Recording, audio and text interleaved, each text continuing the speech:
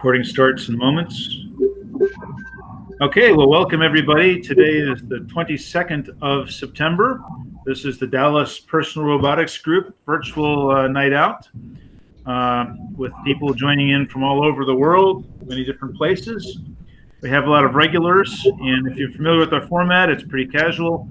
We just go around the table, talk about the projects we've been working on. We really enjoy the Stump the Club challenges, so if you've got some particular challenge or question or problem, just put it out there and sit back and be amazed to see how people scramble over trying to come up with some kind of answer.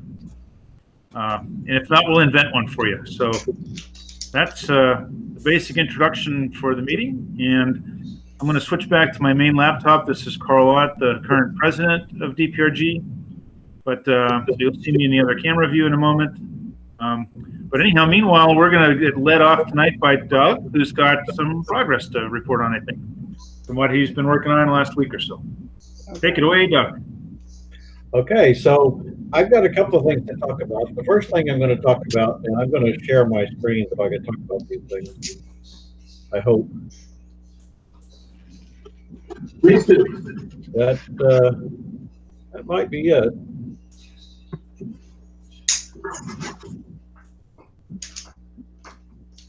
Maybe not. I don't know if you can see me sharing. It looks like I am. But I'm going to talk about this Magpie magazine article that I was interested in. They're sponsoring an AI contest, and they're going to be giving away, oops, but I did this already.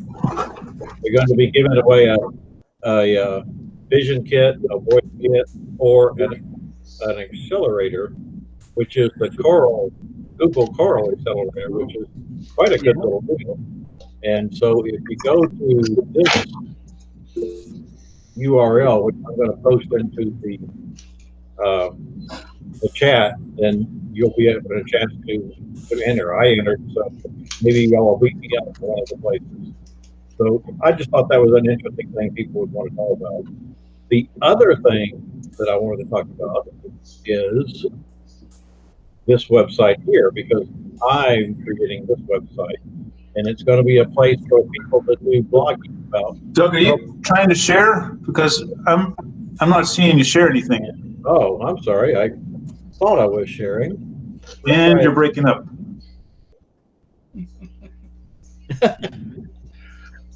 What's the new phrase for 2020? Well, I'm going to cancel. Maybe that'll make it. The catchphrase for 2020 is, "Hey, you're on mute." I'm on mute? No, that's a catchphrase for 2020. Oh, okay. So anyway, I've started a new website called myrobotblogs.com. Right now, it only has a bunch of placeholders in it, so it doesn't do anything. But it's going to be a place for people to post their blogs about their robot stuff. And I did it mainly so it would force me to make progress, because I'm going to blog about my progress as I go. That will give me incentive to continue to make progress. Even though I have to make progress with these meetings too, someday these meetings will go away and my blog won't. So that's two of the three things I want to talk about. And the third thing I want to talk about is Robbie Sr., which thanks once again to Harold. I'm going to see if I can point this camera down. I should be pointing at Robbie on the ground there. Can y'all see him? Yes. Okay. I've made a little bit of progress with Robbie.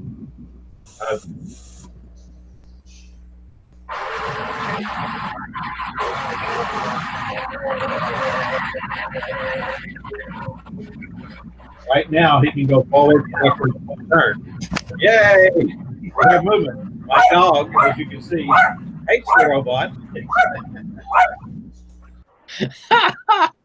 Well, see, that's where you're training up for the T-800s, you know, and the Terminators, because dogs need to bark at Terminators, and so yeah, you got a breed going on right there. Yeah, because my cat pays no attention. My cat pays no attention to the robot. So anyway, that's what I've got right now. My next plan is to put object avoidance into Robbie. Hey. Isn't that the robot from the 80s? I remember seeing it as It is. Harold had it sitting around and he got tired of looking at it, so he gave it to me, and I'm going to try to make it autonomous. Wow. So I'm done. Next person. Nope, that was easy. Here's Ron Grant. Breathing new life in. It looks good, Doug. Yeah. That All your right. dog does not like that thing, I tell you. Hey, My Dave, dog- Mr. Ackley, it sounded like you had something. Would you like to jump in next?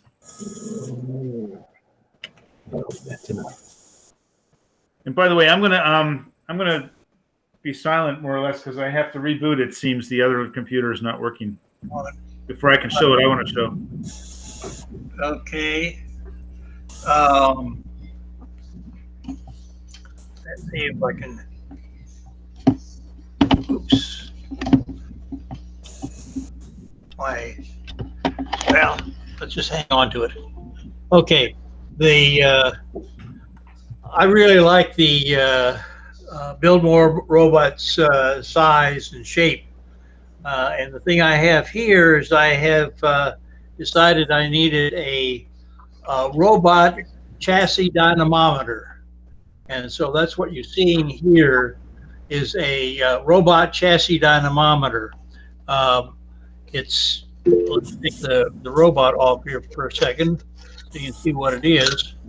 Basically, it's a set of wheels whose inertia is roughly the same as the inertia associated with the Build More robot.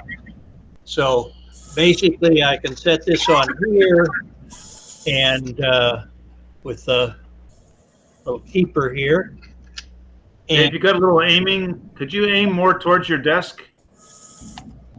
We had that's better. Yeah, we had a good view of your lap. Oh, Yeah. okay. I thought it was one of those friendly kind of social media things that you don't want to get in the middle of.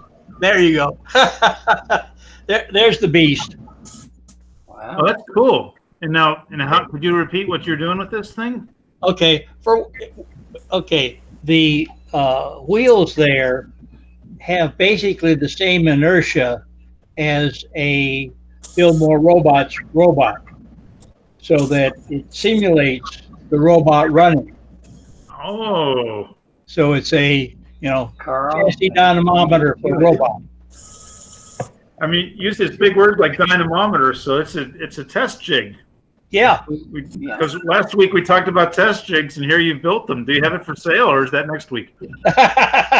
That's next week. Okay. I don't know if you can notice, I tend to overbuild these things, so it's built like a tank as opposed to I like the glossy finish. It's beautiful too. so.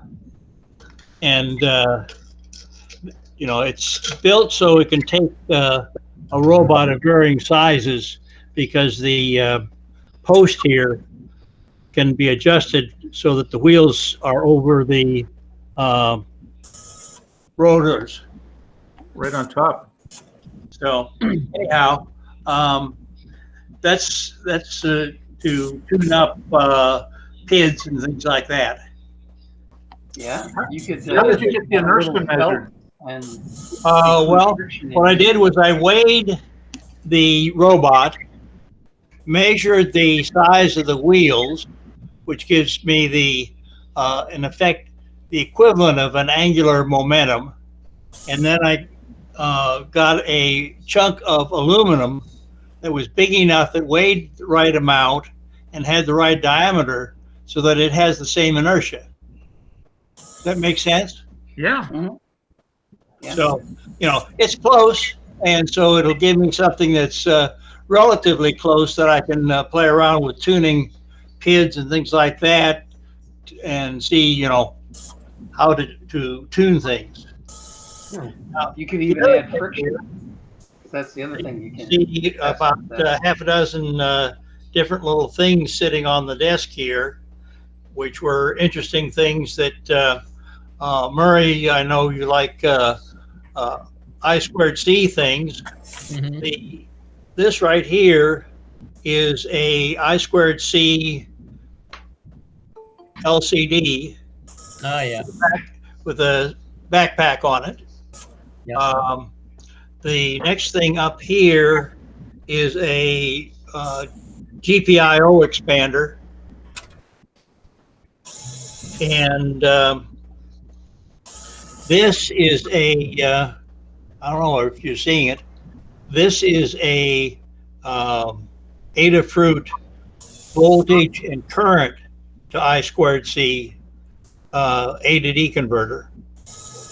And then this, these two radios here are 430 megahertz APC 220s, which are matched to the Build More robots. And then here's your standard TT motor with sensor on it. Anyhow, that's all my show and tell tonight. Actually, Dave, I have a question. I'm actually, I'll get to that when I start talking about what I'm doing, but I'm actually in the process of trying to figure out how to tune a PID controller. And I am keen to know the formula of how you would figure out, based on the weight of the robot, how heavy the wheel should be, that whole wheel assembly. You obviously have probably a direct relationship between weight and wheel weight. Yeah. If you look at the wheels themselves, and you take the radius squared of the wheels, Hey, babies. times the mass of the robot, that's the effective inertia. And then the motors are, you see what the diameter of them are, and you take 1/2 the mass times the radius squared, and you try to make those two the same. Okay. I'll probably go back and listen to this video and write that down. Cool. Thank you. Yep. Pretty neat. Yeah, I like that idea. All right, so let's see. David, does that jive with what your thoughts are? David Anderson. I just got my sound on, so I can say yes.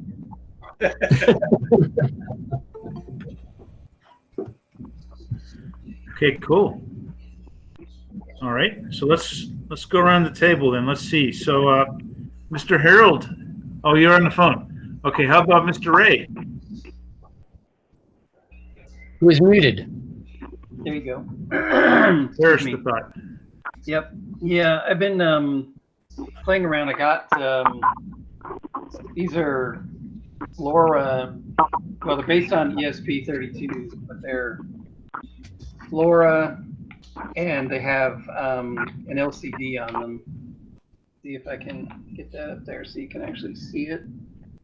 That's the LCD side, and that's the back side. ESP32 part on it. It's got a little antenna. How much is one of those cost?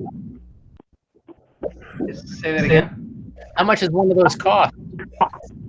I think the pair were just a little over 30. I want to say like 32.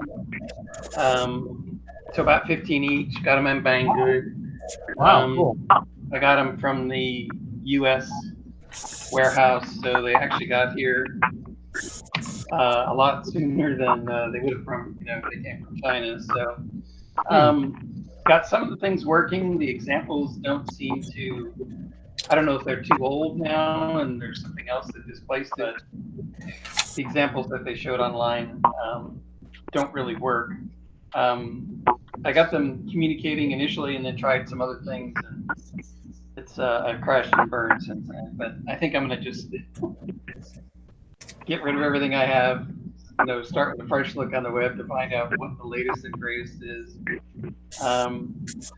And the other thing that I've been working on is the challenge line following course. And I found out more of what not to do.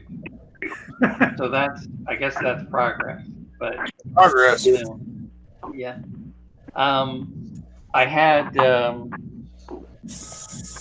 I was looking. Well, I had a pattern, and I showed you that, I guess, a couple of weeks ago, on the from the OpenMV H7, and I looked for crossing, crossings of that pattern, basically the white pixels that were in that array of pixels that I chose to look at.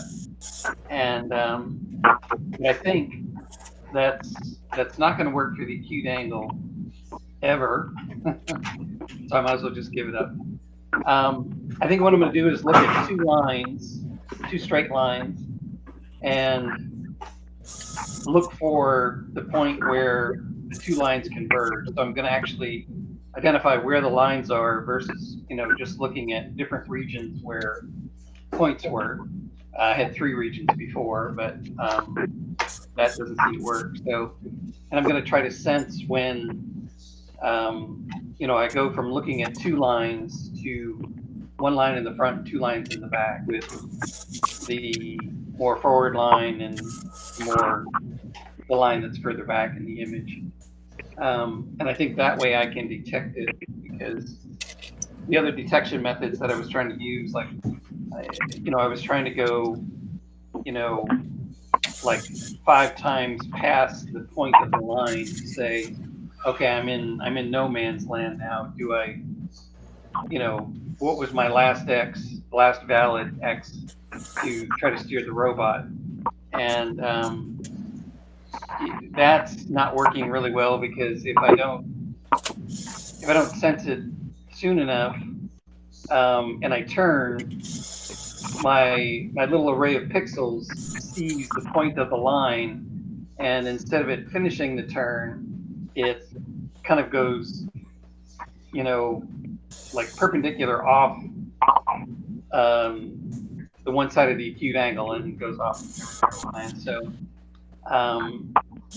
and I also realized that I can get, along the path of the thing running along, like if there's glare, I can get 5 readings in a row where it doesn't see anything, and then it comes back. So I can't really use that either. So that's, I think, what I'm going to do. I'm instead of, and it worked very well.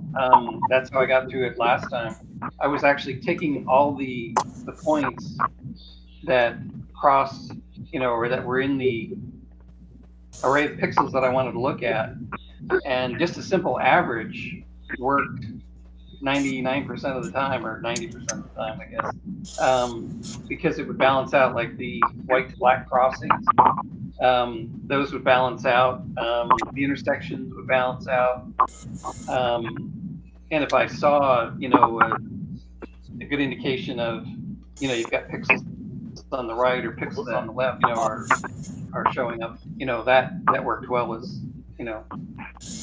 well. So anyway, so I think that's what I'm going to try, because all the other efforts, I've spun the thing 1,000 times. I'm wearing a little path, because I have the course upstairs now, so I'm wearing a little path in the stairs going up and down. Come back down, I'll try something, I'll walk back up, put it on the thing. It's a waste of time. So Sounds like an exercise program. Say that again? Sounds like an exercise program. Oh, it is. It definitely is. It's a great way to stay in shape. So I have a thought about that, if you'd like to hear it. Sure. I've kind of put my line following on pause right now, but I was having success in getting through that turn, because I had the 5 sensors, and I was trying to keep the line in the middle. And so what happened is that the edge sensor would start to notice a line color object coming in. And then that would get into the next sensor in, and then eventually they would merge. I think we talked about that. And so by noticing the line approaching on the side and noticing it merge, I then said, okay, let me step past it 3 to 5 times, and then turn a set amount without looking for the lines during the turn. Right. Yeah. Yeah, that's what I have to do too. I need to go. Just an idea.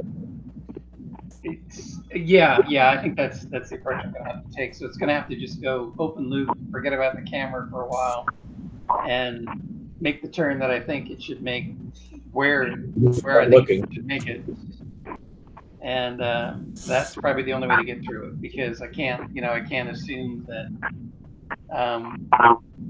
you know, just like using averaging techniques or whatever, or trying to use the elastics is going to work if it's not. So, but yeah, so it's interesting. And I've played with every aspect of the program. You know, I've tried to make it the turns more aggressive, less aggressive. You know, turning different amounts of angle. I haven't tried turning and moving forward a little bit to get away from the intersection, but that's another thing I could try. But yeah, there's it's called the challenge course for a reason. So, and since no one else has made it, I don't think I'm alone in that. One of us is going to get there within the constraints soon. Oh yeah. So Kevin, I think most people on the call know, but Kevin, so we have at DPRG, we have normally twice a year contests, one outdoor, one indoor, and Doug in the screen, if you can see his camera, is holding up samples of the course, but we have relatively complicated challenge line following course. A bunch of us have made good progress, but no one's really conquered all of the elements. And I think Doug's pointing now to the acute angle, which is the tip of it. Yeah. It's in the first minute or two, but it's just a sharp angle. So most traditional line followers have a interesting time with it. But a bunch of us have been going into vision-based robots, and well, I don't know. Mine doesn't get hung up there very much, but it has trouble elsewhere. Is there a limitation of what type of sensors you could use? You know, we can get a link to you if you put your email or something in the chat, or just reach out to one of us online somehow. We have a GitHub with the rules, and there's too many to remember them all, but I think at the moment that it's generally that if we can get somebody who can go around it, we can abuse the rules a little bit until at least one person solves it all the way around the course, unassisted, and under 5 minutes. Yep, I'm using the OpenMV H7. That's the camera there, and that's probably one of the better supported, you know, vision systems. He's constantly updating things, improving, you know, speeds of different algorithms and stuff like that. And he has literally hundreds of examples, whereas, you know, everybody else, if you use the Max Pi stuff, you're pretty much on your own. You know, there's very few examples out there. You can actually modify the examples that are from the OpenMV H7 and use them on, you know, the Max Pi stuff. But a lot of it's just not supported that well. So I think can you repeat the? You're breaking up, Dave. I didn't hear you. Can you repeat the? You're still breaking up. Did you want me to repeat? It's the OpenMV H7. Yeah, and there's been a series of them there. I think they started out, I don't know, OpenMV 3, I think, was the first one. And now there's the successor to that one that's more suited for, you know, AI stuff. It's got a lot more. It's got I forget what size the DRAM is on it, but it's got a pretty good sized DRAM chip. But this one is good. It's got the M12 barreled, you know, threaded barrel lenses. So that's actually a wide angle lens. I don't know if you can see that, but you can stick just about any of the M12 lenses on it. I also put in there's a polarizing filter in there as well. You can get different cameras for it. There's there's a global shutter camera that is super fast. You can get up to 250 frames per second with that thing. If you're wanting to look at infrared stuff, you can also put the FLIR sensors on it. So it's pretty versatile. Is anybody else just using straight, like blue line sensors? I started playing with Pixie 2. Pixie 2 is a color detection. Yeah. I don't want to use the term computer vision, but it's computer vision, and it's got the line detection capability, which I haven't tried yet, and that's why I wanted to really learn to use that tool really well, and my next step is to use the line detection capability. That'd be curious, because the OpenMV H7 has line detection routines, and I don't think you can use it for this course, but if you can try it, that'd be a good thing to find out.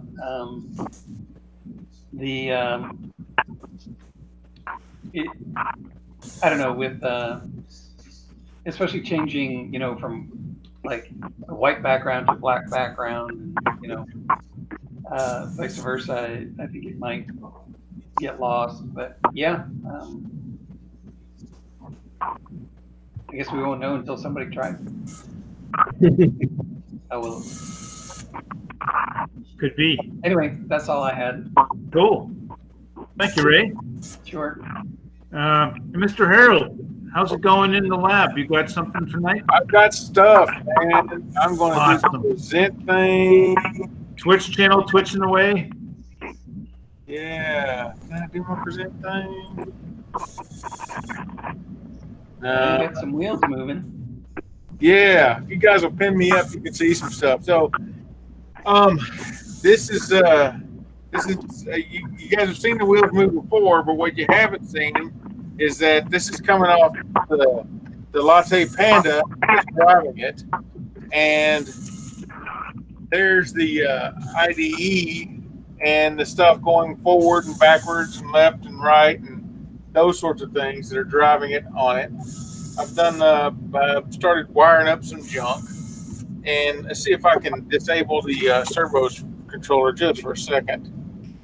I noticed you got a purple dots on your tires. Is that for encoding? Yeah, that's so you guys can see them move back and forth, because a black tire rotating on a black film, it is not all that impressive looking. So folks can see them. What I'm showing you right now is the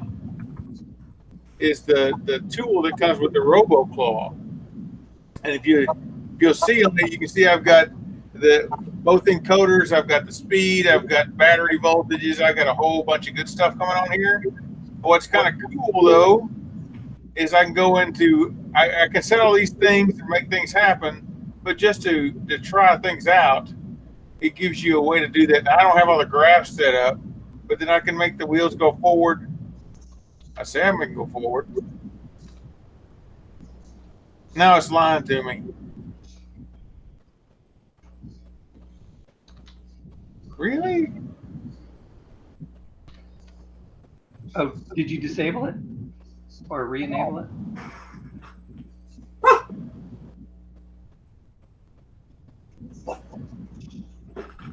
Don't know why they're not going forward and backwards now, because I got everything plugged in. At Nokia, we called that the demo effect. Yeah. Yeah, it is. Because as soon as you start the demo, it's going to break. Because I was going to brag a little bit, because one of the cool things that I've already done here, and I was going to do it again. You see when it comes to the velocity setting here, there is a Tune M1 and a Tune M2, and that's a PID auto tune. It looks neat. Runs them back and forth a bit, left, right, up, and down, so to speak, and figures out what your PID things are doing and sets them all over here for you. And then I just write all the stuff to the NV RAM on the board. Cool. I'm sorry, Murray, but hopefully I make you a little bit happier because let me show you this. I did pick up one of these today, or over the weekends. I went shopping. Aha. Yeah, see, I'm like, oh, Murray will be happy. I'm picking up a teensy. I don't know what I'm going to do with it, but I picked up a teensy. Let's show you a couple other things. One of the things I noticed I did do was I ran out of USB ports. So one of these is going to be a camera. So I needed some extra ones here for my other stuff to plug into. And I said, maybe I'll put that back here. And when I did that, I'm like, I need a place to put that back. And so I modeled this up on my Twitch stream the other day. Actually, I finished modeling it today, but it could have been a little bit better model. And this thing is going to go in there just like that, slide in, click in, and I'm going to bolt it at the back of this thing so it's all well and good and everybody's happy. And let's see what else. I did do some more shopping. I found some of this. This is because I've got some dimension constraints. And let's see if I should this way. Yeah. So this is a really nice quality USB cable, and this is really short this way. It's at an angle, and then I've got another angle here to plug it in. So I'm going to swap out. I had to mangle one of my cables there to get it in there. And let's see what else. I'm just showing off. There's something else I want to show. Wait a minute. Where do you buy those cables? I've been looking for it at Amazon, and they're like way too expensive. Yeah, this was like $9 for two of them, I think it was. They were pretty expensive. I'll tell you, they're pretty expensive. I really only wanted to spend about a couple dollars on them, but when I'm feeling these things and touching them, I don't know that they're high quality, but they sure feel like they are.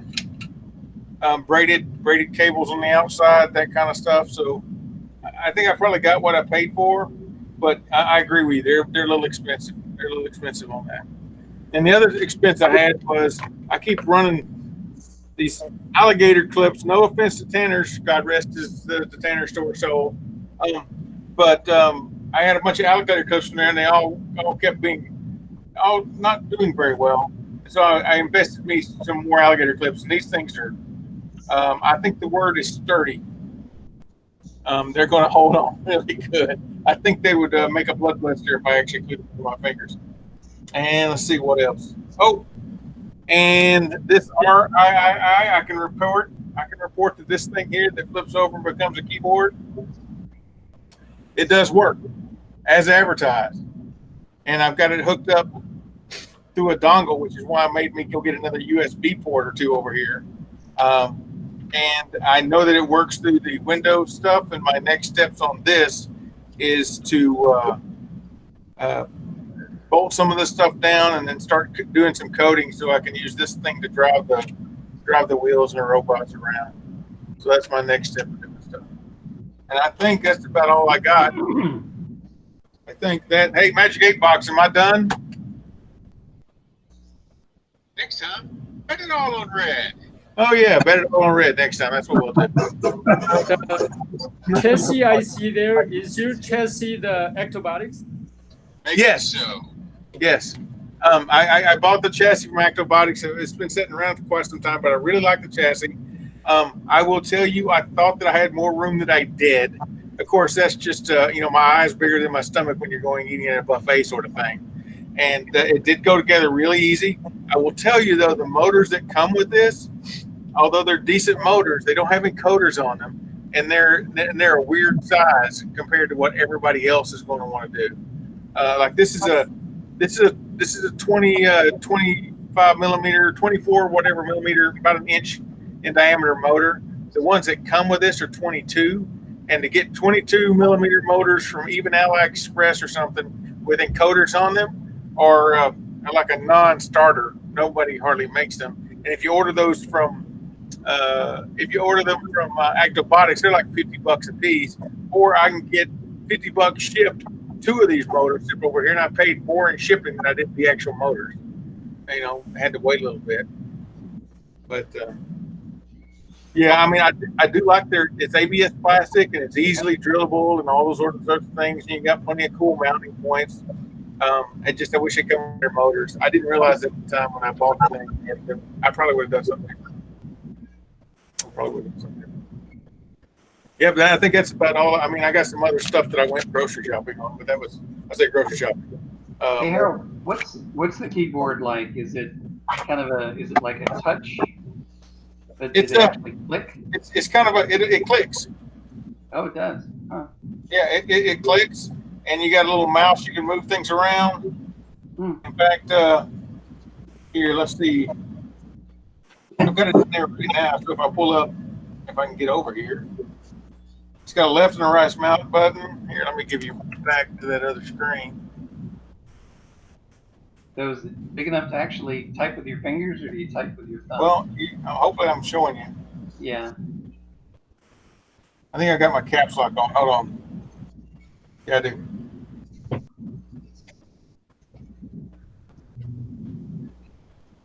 Well, the O's not working.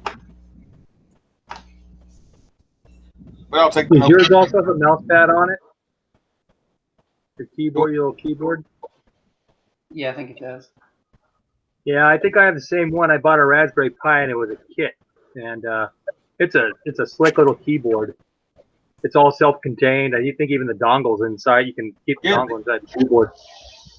Yeah, the O works. You just got to press on it a little harder. Yeah, that's a nice one. This one's probably This is a Rappu one, and it has a little trackpad over here. And I just plug the little radio thing into my USB on my Pi, and I can type into the Pi directly. And that's cool. Yeah, that one's bigger. Yeah, there's another one I like way more than this one. Let's see if I can find it right fast. Mine's white, but I think we have the same keyboard. I don't know where it is. This one right here, I like even better. I would just wanted something particular to this because I moved this around between printers and dozens of different things. And this keyboard here is really, really good. The mouse is good, is effective, and just like Mary was saying, there's my dongle. Yeah. That goes in on it, or I'm sorry. I think you can even charge it. Just plug it in USB, right?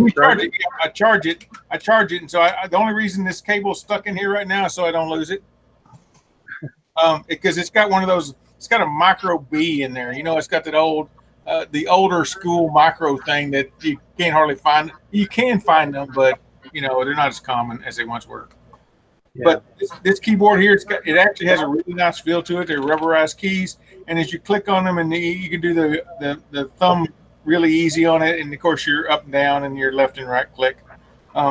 So I really, really like this one, but I wanted a different one for this one so I could dedicate it to this robot for doing things. And yeah, and that's a Cana Kit one. You know, I don't know where Cana Kit gets their stuff, but they generally do some pretty good. In the general case, they do a pretty good kit, and they give you some quality stuff when they give you your kits. I think you pay a little bit more for them, but I think you get quality junk out of them. So it's quality junk. Listen to me, good stuff out of them. I've always liked every Cana thing I've ever gotten, but that doesn't mean they're all great, right? But so far, I've had good luck. So nice. Yeah. Anyway, that's my show and tell and brag. Okay, cool. Do that, yeah. Thanks, Harold. Good. Looks like good progress. Yeah, I did. I was real happy. My Twitch stream was cheering me on and all the other kind of stuff. And I say cheering me on. I got a rating today. I had 30 people online at one time. Of course, I don't know if that's going to happen again. Usually, I have about 3 or 4 maybe, but hey, we'll see what happens. You know, keep it up. Yep, we've got to start somewhere. All righty. Okay, I think I'm going to jump in now if nobody else minds, and I'm going to try and move us through quickly. I think it looks like Ron Grant probably has some simulator things to share, so I'm going to suggest that we try and get around the table relatively quickly and leave some time for Ron. But in my brief update this week, I think I've mentioned before that we're using this little ES2 controller to drive things around. So I actually did make progress. I actually managed to spend some time this weekend, and I had that controller tuned up pretty nicely so I could drive a four-wheel Mecanum wheel around. And the mapping from the user controls to the throttles, the three throttles, right? Forward, sideways, and turning. I liked the way that was working for that robot. So this other weekend, Sunday, I managed to sit down and port the code over to this robot, a differential drive beast. And I was really pleased. All it took was pointing it to the right pins. And Murray would like this refactoring some ancient, really badly written code on this guy. And wouldn't you know, but the old the mapping algorithms for steering on the Mecanum wheel actually work pretty well on a differential drive, the same code. So it's not quite in library form, but I was pleased with how well it worked once I remembered to hook the right pins up. Yeah. Cool. Hey, Carl, you said one of your joysticks was starting to flake out on your. Yeah, I have like on this one. So on this copy of it, it's bad. On this copy of it, it's good. Yeah. You know, on these two copies, it's good, but on this copy, it's bad. Oh, all right. If you really the like that one was bad. The Lynx Motion ones were good. Okay. I was gonna say they have these little, you know, like I think they just refer to them as thumb joysticks or whatever. But you if you really like that one and you're certain the joystick part is bad, you can probably get one on Banggood and try it and see if it fits. They're all pretty similar. You know, this one's from SparkFun, but you know, they all have that same little footprint. So if you really liked it and wanted to fix it, you probably could. Well, I like that, but I mean, I figure it's a $7 joystick, and if I could just get another one that works, you know, a couple of $7 joysticks is worth a few hours to replace the pot.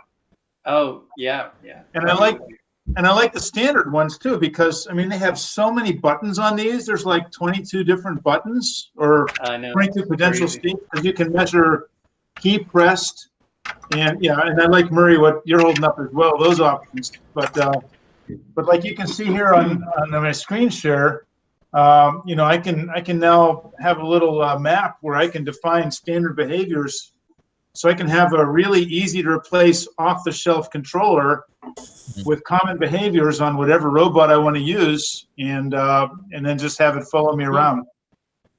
So that's the idea that I'm rather than trying to rebuild my own controller, right? Because I'm making so little progress on the robots. The last thing I need to do is to start my own silicon factory because I don't like ARM chips.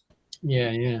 Actually, Carl, that's like with this 8-bit do one that I've got, all I did was I did something very, very similar. Is I took this thing and I paired it with my Raspberry Pi, and rather than using a library, I just actually looked at what it was sending, and I've got a YAML configuration file for my robot. And so in the YAML, I just, for every single different thing this thing put out, I just had it mapped to whatever that number was, basically an abstraction. And then for every, like, you know, for triangle and all that, it just does something on the robot. So like the B button is always stop. And so I can, you know, and these things come in every different color and size you can imagine. So if this one ever dies, I can always get another one. And so, yeah, they're pretty good. Exactly. Let us focus on the things that are fun. Yeah, like PID controllers. Yeah, like your favorite. Non-inertially damped PID controllers. There you go. Yeah. Okay, let's see. In our ongoing race around the table, so Mr. Michael, good to see you this week. You have something to share? Mute. Who's Michael? Uh-oh, audio problem. Y'all hear me? Yeah, we got you. Yeah. Oh, hold on. Let me put my headphones on.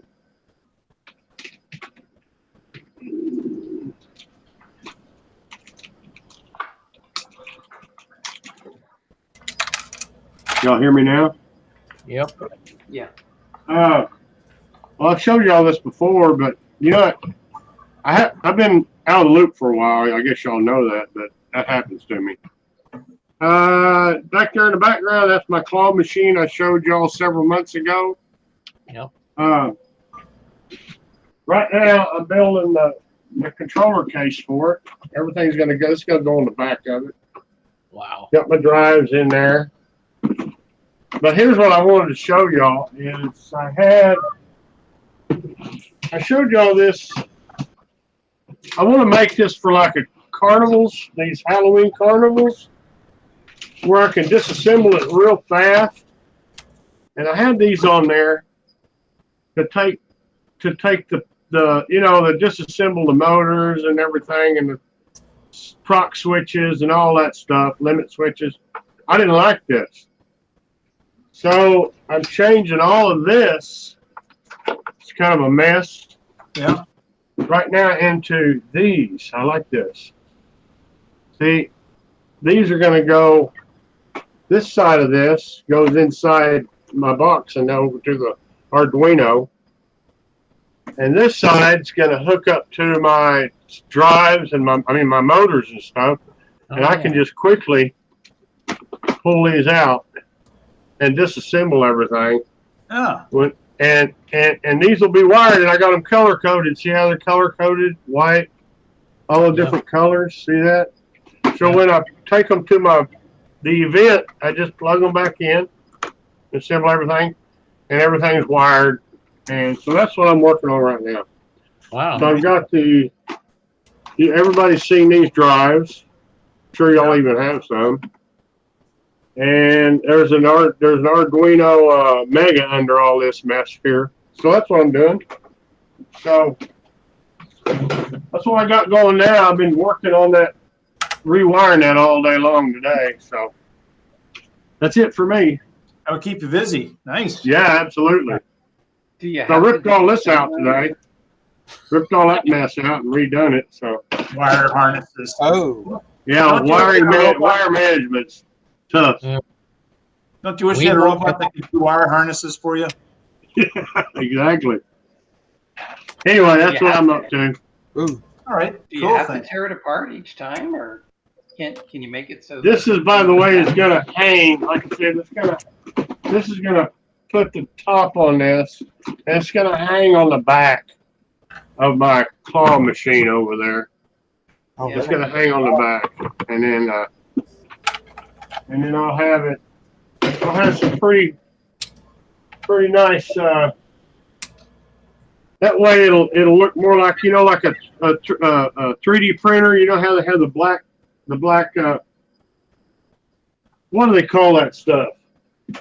I got some down here. Some of this stuff. What do you call that? It goes around the wire.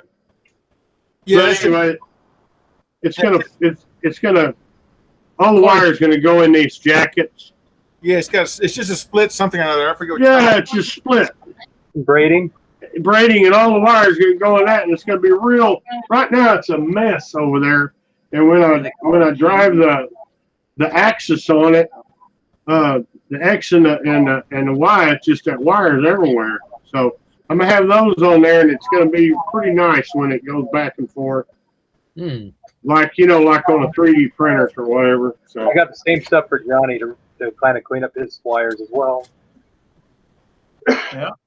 Yeah. So Mike, do you have to take that thing apart every time you move it, or wouldn't you want to? I don't know. I haven't. I was going to use it this Halloween for our church carnival, but they're not going to have it. No. So I haven't tried it out in public. I did have an offer from a guy at Mansfield High School who's over the robot department. He does want me to bring it in and demo it.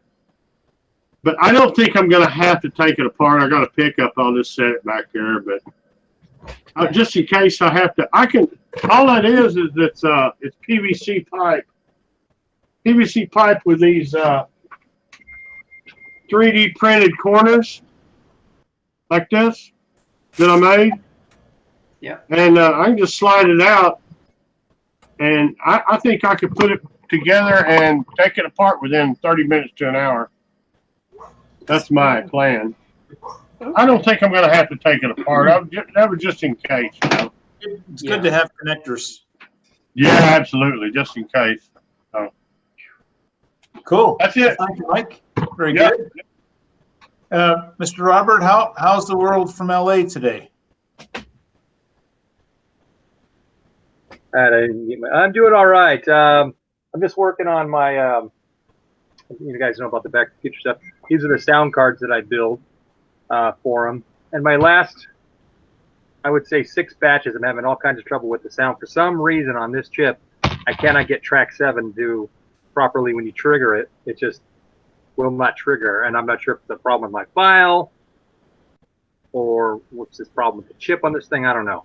So I've been playing with them, trying to get them. All the other sounds work great, but it's always track 7. So I think what I might actually do is shift everything over, because there's actually like 9 triggers on here. I've been using the last set because it's just where it fits. I think I'm going to shift it and have it not be an issue anymore. But that's really all I've been working on.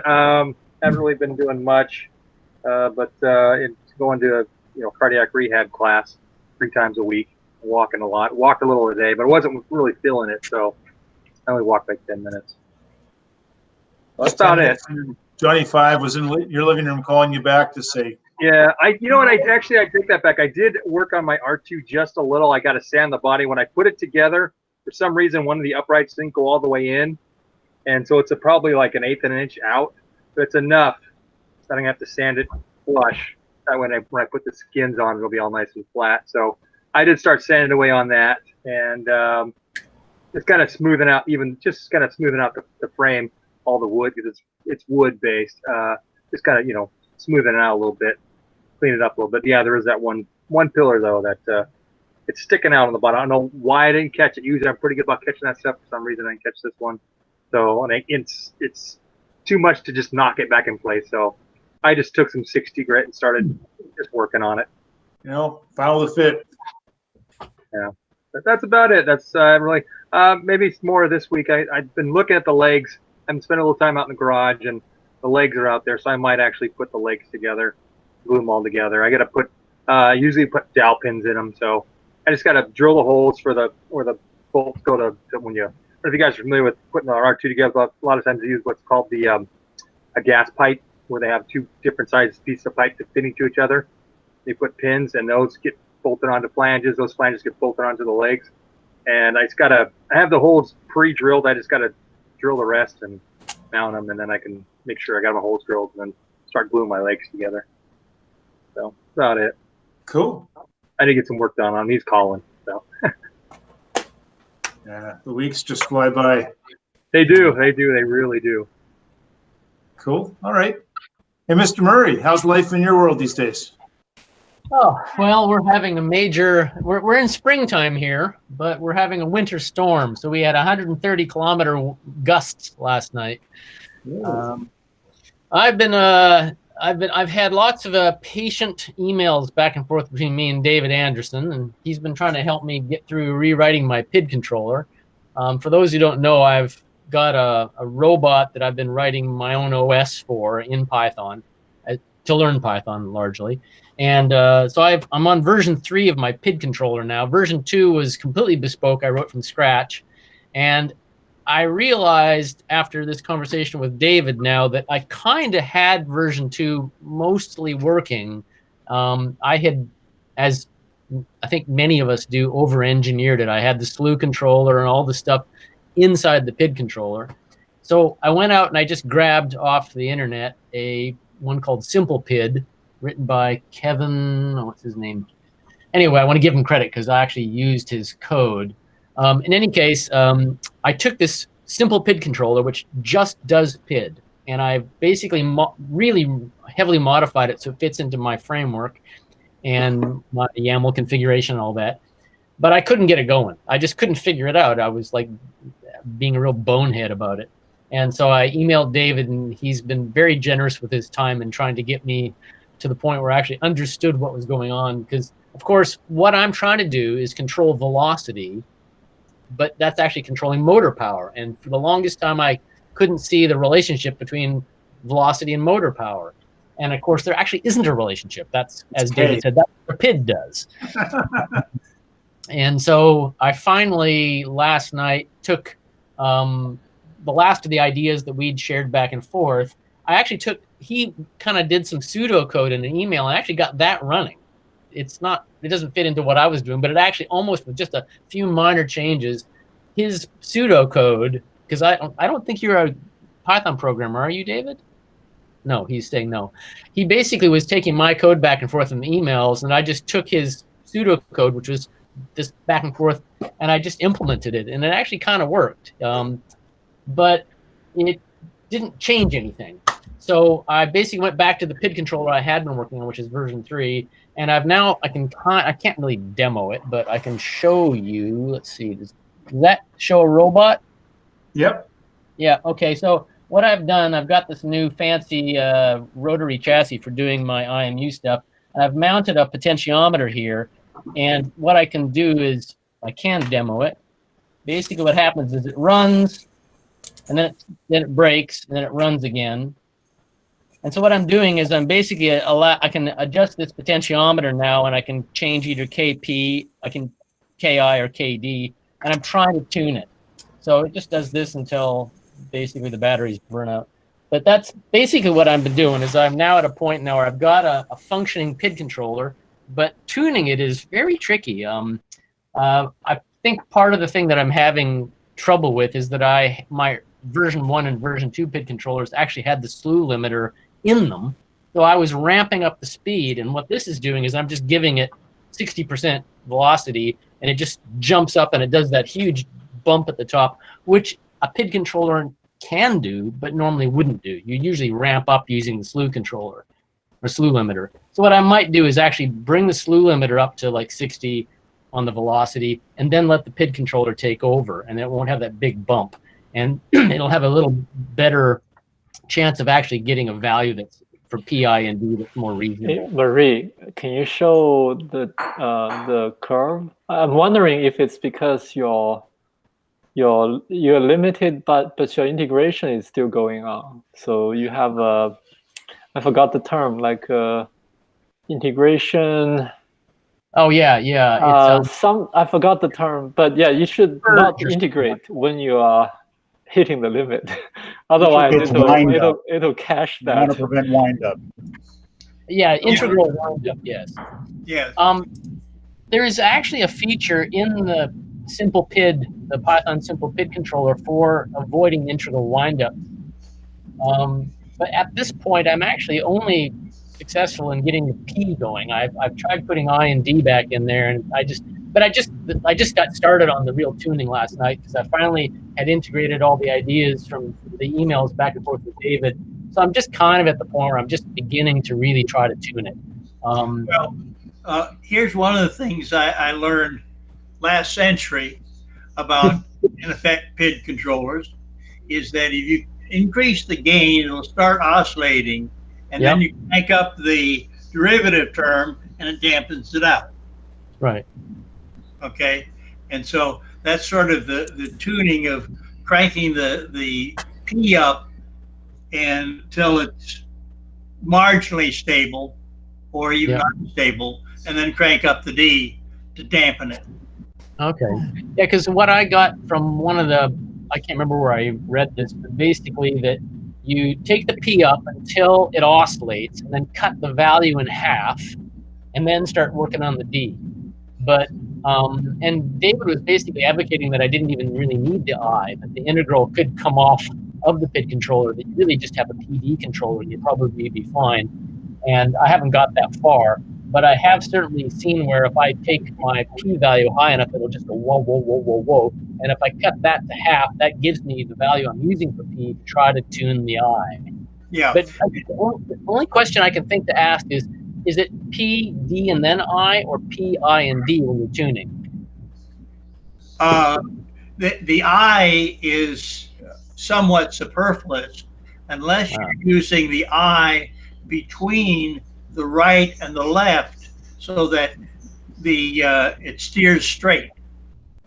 No, I'm going to have two PID controllers that are entirely independent of each other. Okay, what I'm saying is that one of the common things to do is to have two independent PD controllers with an I that ties the two together to make it go straight. Oh, okay. That may be what David was advocating. I don't know. Was it David? Could be. David's muted. Yeah, we can't. Okay. You have to unmute. I muted you, Dave, or maybe not. I don't know, but you're unmuted somewhere. It's bottom of your screen. There's a microphone with a red slash through it. If you move the mouse down, there you go. Did that do it? Yep. All right. How do I unpin myself? Oh, hover towards the middle and on the left-hand side. There we go. I got it. So I'm sorry. Now, what was the question?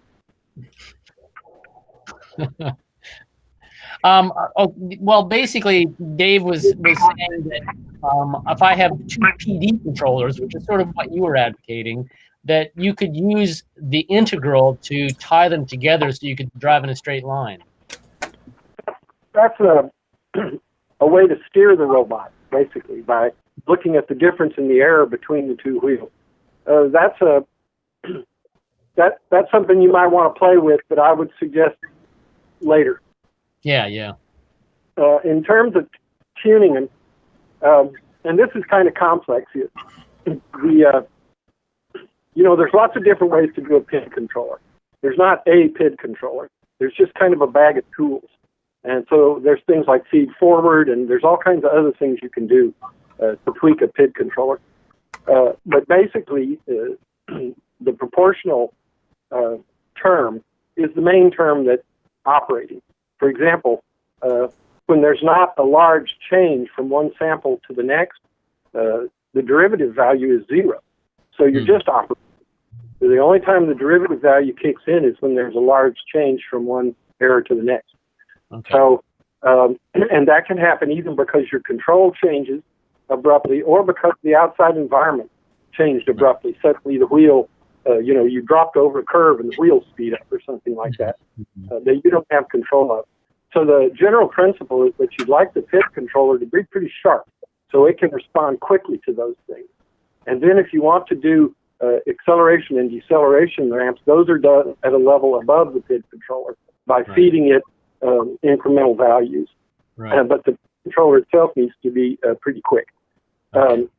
So the complication here is that PID controllers are used for a lot of different things, and there's the way we use them in robotics, there are two general forms, and one of them is a position controller, in which case the PID controller is tuned to keep the robot in a particular position. And then you make the robot move by changing that position, by giving it a new position constantly. That's called profiling. The other way of doing it is to control velocity itself rather than position. Now, velocity is it's the first derivative of position. So because we're sampling at a constant rate, while those samples of the encoders really represent a change in position, we can call that a change in velocity because the rate is constant. If calling it a change in velocity, then it simplifies the PID controller because you don't really need the I term anymore. That is needed for position PID. For general purpose position PID, you do need the I term. But for a velocity controller, velocity is the I. And that is, we're already we're one level up from that. So typically the way I tune it is exactly as Dave described. You crank away on the turn the D value off, the derivative off entirely, make that 0, and crank up the proportional and play with the response. You can see what it does when you have too much and too little. But try to tune so that it works real well with just the proportional. Now when you start kicking in the derivative, it's going to add to the proportional, so the proportional is too big now. So you can't adjust them independently. They have to be adjusted together. So you turn one up, turn the other one down. Basically what the derivative is going to do is when there are these large changes, it's going to kick in to make the response of the PID controller even larger, to respond to those large changes. And when the changes are very small, it won't be there. So basically it's just a P controller at that. All right. So yeah, that makes sense. With P controller, you're going to end up with rounded response curves. When you kick in the derivative, you're going to start squaring up some of those edges. Okay.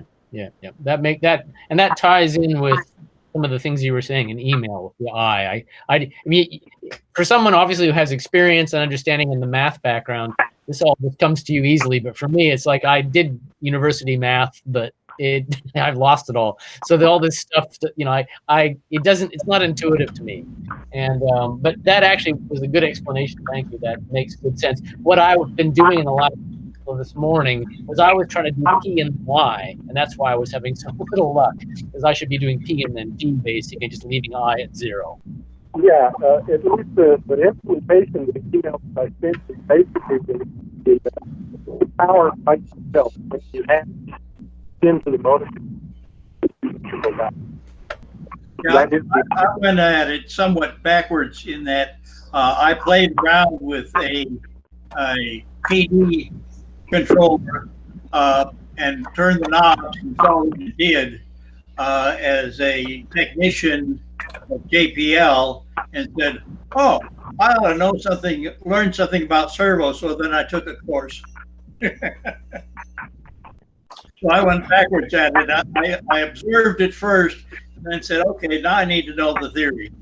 Yeah. Dave, my father was a ham radio operator. He taught me when I was young the difference between tweaking and twiddling a knob. Tweaking is turning very finely to make a fine adjustment. Twiddling is running it from block to block to see what's best. Yeah, and really, when you talk about knobs, that's the key, the ability to be able to make changes and see the results very quickly. If you don't have a knob or an up and a down button where you can scale a number rapidly, I think you're missing out on a grand opportunity to get a feel for something.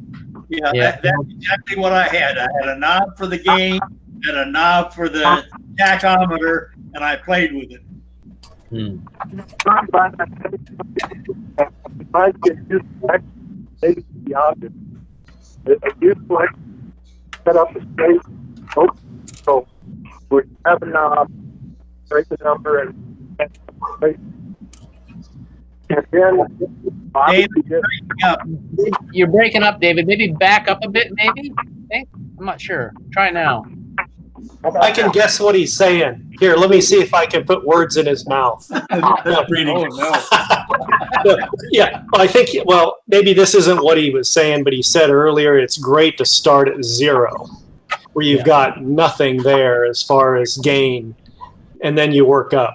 Because then you get a feel. You get a feel when you're adjusting P. You get a feel for, no response whatsoever. And it's really helpful, I found, is if you're tuning a motor that doesn't have a large gear reduction. Like, in fact, my favorite is a motor with no gear reduction, because then you can really get a feel, or let's say minimal gear reduction.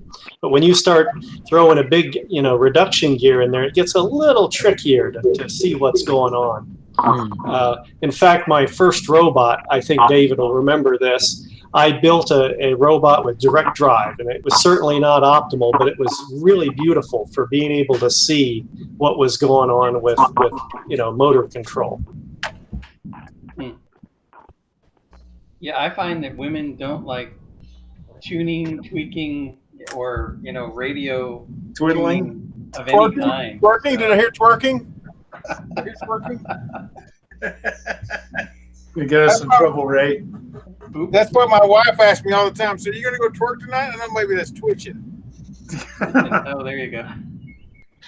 This whole conversation starts to sound like trouble to me, but Big trouble. Okay, we need to move on that note.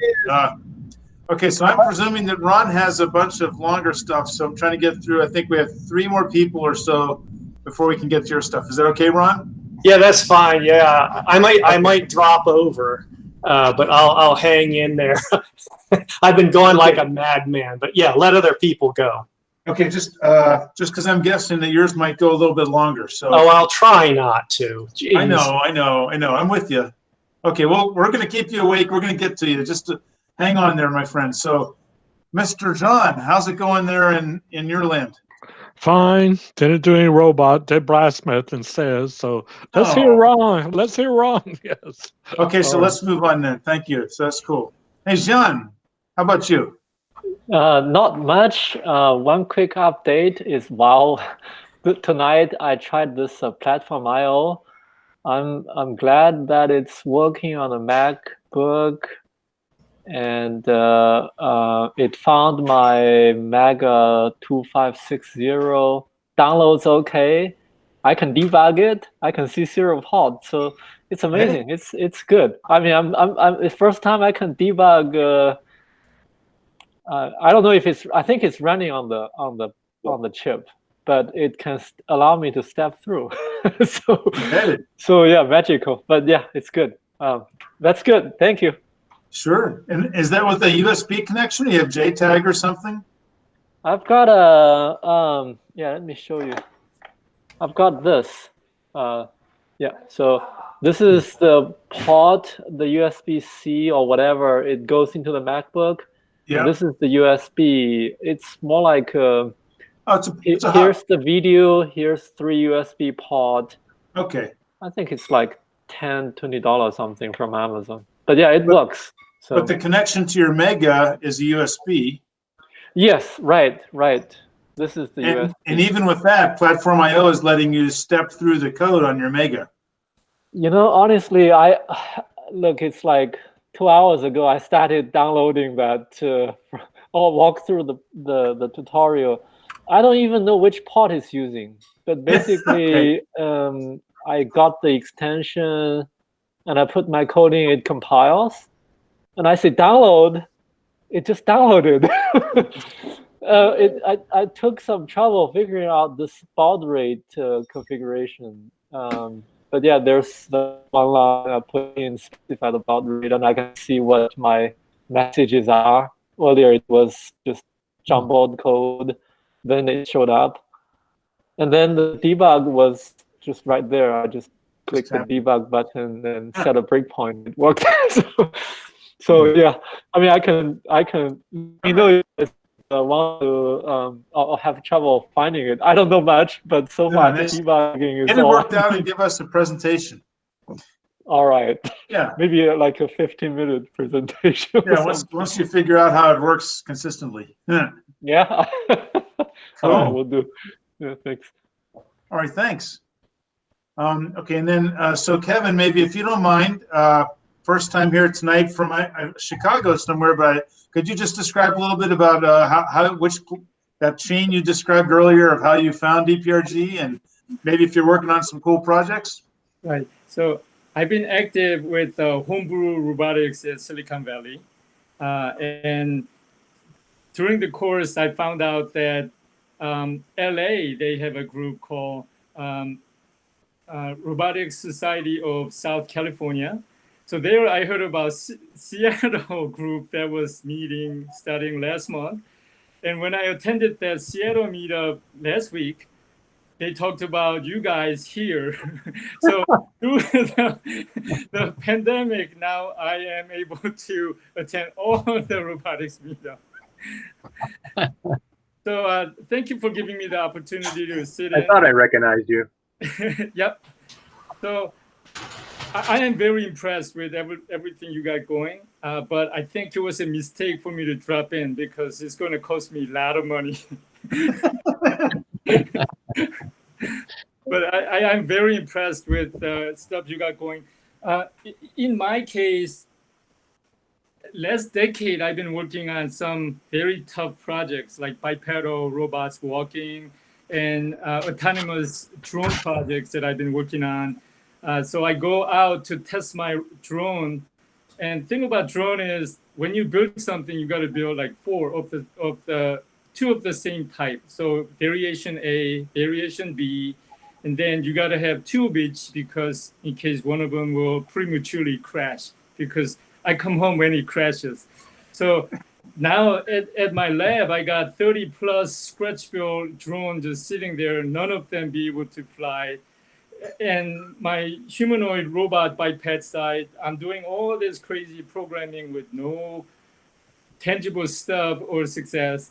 So earlier this year, I'm saying, okay, I got to do something that's manageable where I'm going to get some type of success. So, so I started building, and my objective here is do something that's very cheap in nature, and something that I could show up where people, especially kids, who could follow. So this, I'm intending to build it into, it's a prototype, but build it into the Adafruit's got some robot chassis that looks like a hamburger. That's $20. Yeah. So keep everything cheap and use the cheap sensors, under $50 sensors.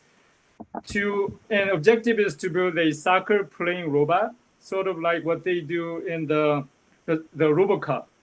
The RoboCop is twofold, right? So one is very mature, built by like Japanese engineers. And then other end, they got kids building it with no success because mechanically, electronically, very difficult. So I'm trying to build some modules for those kids to use. And of course, I had to over-engineer everything. So this is going to fail, right? Way I'm adding stuff to it. So it's intended to run on the table. So it's got IR sensors. So it detects and it will not fall off the table. So now I got the claw, but I intend to put the motor so it would grab onto the ball. And I got Pixie 2 sensor here for color detection. So it will be detecting the ball that it's got to find.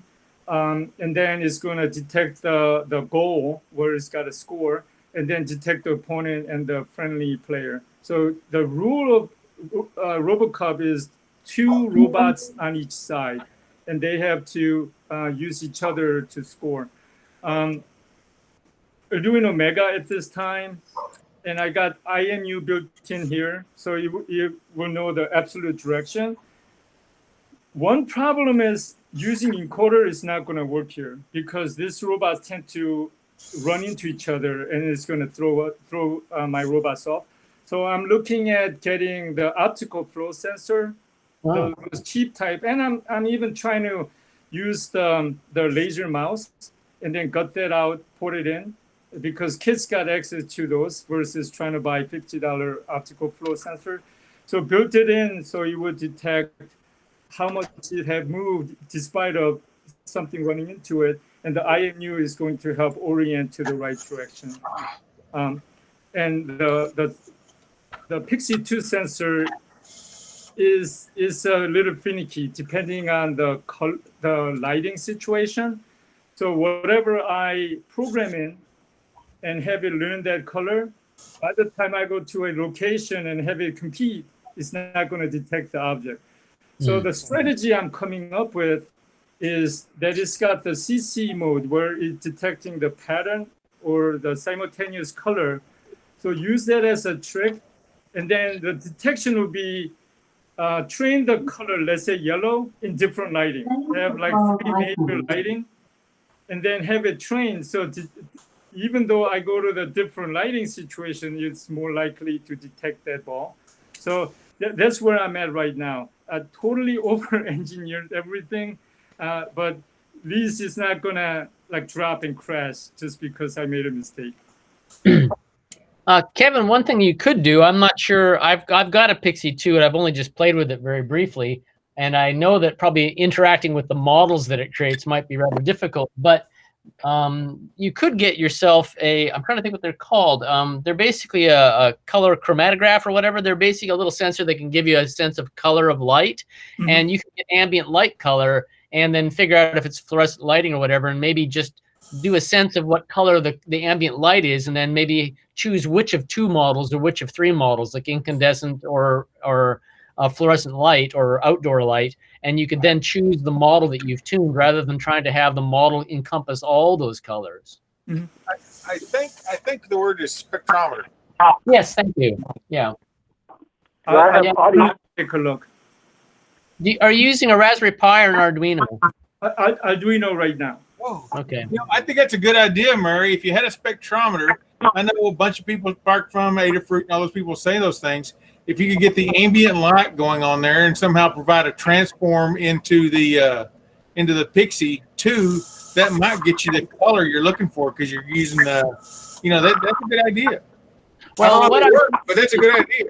Well, I'm using a Raspberry Pi, and Pimoroni makes a little breakout garden board that's actually a spectrometer, which I have.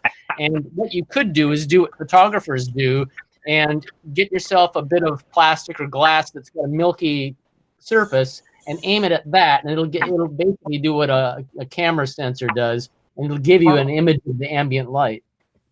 So I definitely try that. Now, I was told by one of the senior engineers and robotics, the Dynamics company, that I'm dead in the water with the computer vision, because what he's telling me is the moment I take it to the competition, moment I run it, there's going to be someone walking near the thing with red or the color that I'm trying to detect walking. Oh, yeah. Confusing the robot. So you should bring your partner along with a bright red sweater or something like that. Yeah. Do I have audio? Does it work for me to talk? Yep. Yeah. The problem you're describing is one that we've run into with, outdoor tone finding and indoor sensing, and everybody runs it. It works fine at home. You get to the contest, it won't work at all. And so there's a lot of different ways to approach that, and I would suggest two. One of them is buy yourself a Kodak gray card and use that to calibrate the white balance on your camera before you begin. So if you're inside or outside, that will give you a huge step in the right direction. A second one is, instead of using RGB, use YRB. In YRB, it's a different. In YRB, the color is the R and B, and Y is simply the brightness. And so you can recognize a whole lot broader range of. You can let the brightness value go up and down while you keep the same color. But that still doesn't help you if there's a shaft of sunlight coming in through the room. So the most success I've had doing this is by carrying my own light source. And so you regularize the lighting by carrying it with you, having a light on the robot. Right. The Pixie 2 actually has 2 LEDs built in. Yeah. So I wonder if someone used that in the real life setting to detect the color. That's something I haven't tested yet. Yeah. Actually, Kevin, I think you're right. That's the whole purpose of those LEDs, is to give the Pixie a fixed light source. It doesn't go for a long distance, but for short distance, it probably works really fine. Mm-hmm. Yeah. I was curious how you find the goal. Do you have like another color around the goal that you look for? So the way I have it planned is, I gave you food. This would detect 2 simultaneous colors. So gold that I wanted to use would have fluorescent green and fluorescent pink together. Then this will distinguish it from any single color. Yep. Okay. So you're using the color code to find the goal. Yeah. You probably just need to make sure, though, that whatever light source you carry with you, it has to be strong enough to overpower the ambient light, right? Right. Because the sensor's going to mix whatever's available. It sounds really hard to overpower most days. Usually what that means, though, if you're having to overpower the ambient light, it means you have plenty of ambient light. So that's not generally not a problem. It's a huge problem when you go outdoors and you got an orange cone sitting underneath a tree and the wind is blowing, and so there's these patterns that are going across the surface. And the reason most of these contests use fluorescent colors, fluorescent green or fluorescent orange, well, it's twofold. First of all, because of the technology of the camera, those are easy colors to recognize. And secondly, those are rare colors in the real world, in the environment. But we've seen exactly at one of the contests, one of the robots bearing down on an orange can and suddenly saw a spectator. This little girl had orange shoes on. You know, they were about can size, they were the right color, and he went straight for it. You know? And killed the child, right? That's why we have liability waivers. Robot overlords coming to get us. And I have a random comment to make about this virtual meeting format. When I first hooked up, Ron Grant and Will were on the phone, and their pictures were right next to each other, and it was obvious they were on the phone with each other. I could see them talking back and forth. Ron, is this true? Ron, Ron's are you muted, there? and Will is muted, so they're both muted. But they can There hear you you. go. I'm waking up. Yes. I think Yes, we it's were true. briefly talking. Yeah. It was a very surreal moment because I could see both ends of the telephone conversation. I don't think I've ever seen that before in my life. Oh, in a movie. Johnny's movie. Looks like a Yeah, Bad So- Johnny movie. And with that, I yield the floor. Cool. Alrighty, well, I think we've made it all the way around, except that leaves us, and that's a great segue, thank you, because I think that leaves us to Will and Ron, who I think have some evil collaboration to share in one level or another. So shall we let you guys take it away? Sure. Okay. Let's see. I've been cooking away. I could let Will. You want to talk before I talk? You might want to say what you're going to say. I'm the meeting killer, is what I am. So maybe Will wants to talk. Well, I've been working on my control loop for my line following, and I'm working on the curvature estimator. I'm using what's called state space approach rather than the frequency domain. And so I need to know what the curvature of the line is. And so I'm working on an estimator for it. Basically, the curvature is basically equivalent to the integral in a PID loop. One thing about the line following, the dynamics, if you want to call it that, are kinematics, and so you don't have any inertia. But so it's relatively easy to calculate the parameters, and consequently, I've been able to calculate the gains and that sort of thing. And I've been using a program called TutSim, or some TutSim, to calculate the response of my servo. I don't know whether you can see it or not. Can you see that curve? Let's see if we pin your thing. Yeah. And did you say it's TouchSim? What's the name of this again? TutSim, TUTSIM. And basically the top, what I'm doing, I'm starting the servo, I'm starting the robot off of the line, and it has to acquire the line, and then it kicks into a curvature, and you see that the arrow increases while you're going around the curve, and then as you come back to the straight line, the arrow goes back to 0. This is what the controller, it's basically equivalent to a PD, and that's basically what I've been doing. Cool. Pretty cool. So Ron, you can get at it.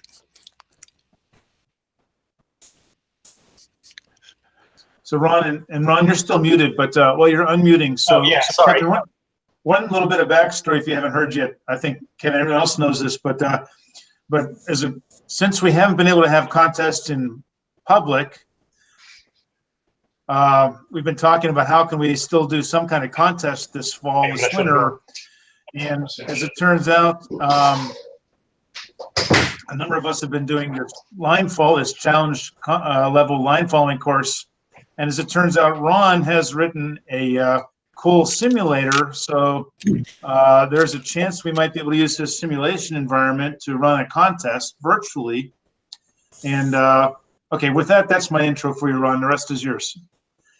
Okay, great. Let's see. Hang on. I'm going to try to get myself where I can drag my little picture. Wait a minute. Let's see. And also present.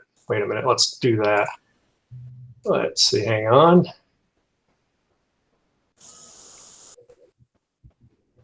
That's good. Okay, hang on. Okay.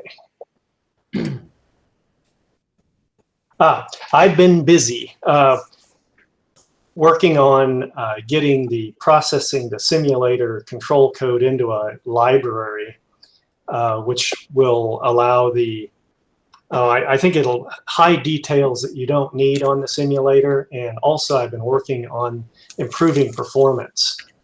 And the problem I was running into is when the simulator was displaying both the course view and the robot proximity view, my frame rate was lousy. I was dropping down into about 20 frames a second.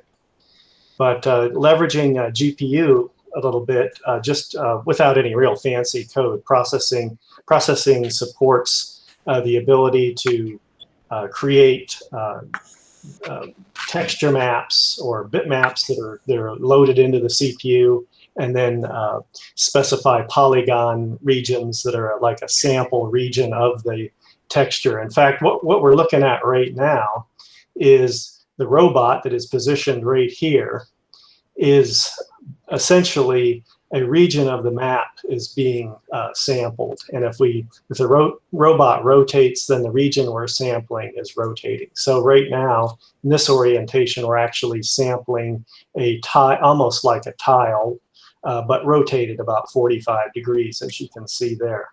But the cool thing, I don't know if it's visible, but right now, even with this screen share, most of the time I'm running up around 80, 90 frames a second. And that's great because that puts the simulator in a class where it's able to run faster than real time. Now, again, the rate at which it runs doesn't really matter. If you're on a slow computer, then the step rate's going to be slower, but you'll have the same simulation run. It'll just take longer to run. But let me start this up. Here we have, and in the background, we're kind of seeing the raw image that is really the image that is being presented to the sensors. And so in this case, I could obscure this image, but for now, I'm just pushing it to the background. But here we see an arc sensor and 3 spot sensors, but I'm just using the arc sensor. So let me start this up in contest run mode. And in fact, when you do that, we have a specified start position, and it'll automatically, I'm going to press R, it'll automatically start up. So here's the robot running. I don't know how smoothly that's appearing. Is that looking shaky or smooth? Really smooth, Ron. Okay, great. Now this is, by the way, this is a very simple robot. This is not my best effort at line following. In fact, let me load the course that's really this robot is designed to run. We understand you're going to hold out on us on your own. Yeah, that's it. And believe me, I haven't had any time to work on my robot controller. I've been working on this bloody program. Let's see. Cool environment. I would I'd look for a section code in there. If run robot, then do this things. That's what I'd be looking for. I'm just saying. Oh, now say again. I'm just saying I'd be looking for some code in there that says, if Ron's robot, then win. I'm just saying. Now I play fair. Here, let me display a different course. Let's display a course that this robot, and this is the sample, real simple single line span idiot robot sort of thing. In fact, here's, let's see, the user controller for this. It's roughly similar to our intermediate course.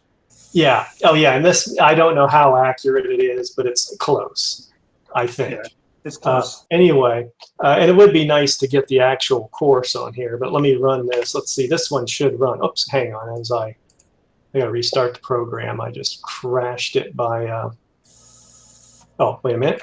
By not having it run. Wait a minute. Here we go. No, it's pretty stable, I think. Here we go now. Click in here, and I'll say run. I think this will run. Oh, and here also optional graphics, which you can, if you're interested, but you don't have to mess with. That's user draw is what that's called, and that's just a few features that I threw in for fun. But here we go. And so this is just looking at that one arc sensor composed of 64 elements. And at the moment, I'm not showing you that sensor's reading. I've been more focused on getting this thing to run fast. And there it is. Okay, it completed the course. Yay, okay. So there in 51.5 whatever seconds, we have the time and down to the millisecond graduation there, or can't think of the word, brain's not functioning anywhere. Anyway, that's the beast. Now let's talk a little bit about what is the beast. Well, I've been working really hard on getting a library code up, and in doing so also documenting the code. And the idea with the processing library is it ends up being just a folder that ends up getting inserted in a special, let's see, under sketches, we've got this thing called libraries, and here's the library. And in here we have some documentation. So I've finally been forced to use Java Docs, which is a pretty cute little documentation program wherein you create comments in a certain way, and then the Java Docs creates the documentation. So what I have will have to present in about a day or two is complete documentation on the different classes that are used or provided by the line following simulator. And the main one is this class LFS, and it turns out there's a handful of methods that we use in here to create, for example, create a line sensor, and it tells you all the specific details on how to create a line sensor. But I'm a big fan of demo code. So really, at the end of the day, what we'll have is demo projects. This is a simple bot. One tab is sort of composed of stuff that you don't really need to mess with. And this is sort of just high-level simulator stuff, but it is there to be modified. And at the moment, I do have some different things, like, for example, a thing to show the frame rate that I'm interested in, and some things to allow altering the speed of the robot. That may be packed into the library at some time, may not need to see that level of detail of code. But aside from this one tab in the sketch, then what we really have is the fact that we've imported the library, which is called Line Follower Sim, and then from there, the rest of the sketch is our code. And here we have the tab with our controller, and this is the thing that has two methods, and the main one is one that gets called every update, which is typically a 60th of a second, and that doesn't have to happen in real time. You can tell the simulator to step one step per second, but each step will be a 60th of a second. And that can be varied. I haven't played with other amounts of time, but you could go down to about 100th of a second and maybe up to as much as a 20th of a second. And at a 20th, we could run the simulator at about 4 times normal speed at this frame rate, which is quite handy. But anyway, the big deal is having access to our sensors, which is just an array of elements. And in this case, really all we're doing is we're calling one simple method to tell us where our line is within our sensor span. And if it's at the center, this figure E, or for error, will be 0. And in this case, then we've developed a PD controller, which is capable of handling well, it manipulates both turn rate and speed. Now, one thing that has changed since the initial release of the program is you'll see here set target turn rate and set target speed. I think I may have mentioned last time, you don't get to instantaneously set your speed or your turn rate, but in fact a target, in which case there's a ramp that occurs to that target. And the simulator defines those rates, but you can also, in your init, pick values that are less aggressive. So in this case, my speed is accelerated at 32 inches per second per second. I think I might be repeating myself here. Deceleration is the same. For example, let's go ahead and let's try, I haven't messed with this in a while. Let's make the robot accelerate much slower and try running it and see what happens. Might make a fool out of me here. Okay, here we go. Now let's try running the thing. Now you'll notice, see how it took a little bit of time to speed up. I'll start it again. Now watch. Oh, it looks, interesting. Wait a minute. There we go. It seemed like it was accelerating a little faster than I thought it was. Let me change that. Let's make it even slower. I see a trailing green light. Is it on the center of the robot? Oh, say again? The trailing green light, when the robot goes by, it throws a green light. Where is that green light located at? Oh, okay. So what happens is there is a cookie crumb list that gets built. And as the robot moves, there's a threshold and it's set. I think the default at the moment is 0.25 inches. And these tiles are 12 inches. And so what you're seeing is when the threshold is exceeded, a cookie crumb is dropped. But we could change that threshold. His question was where are you dropping it from? And the answer is center of the wheels. Okay?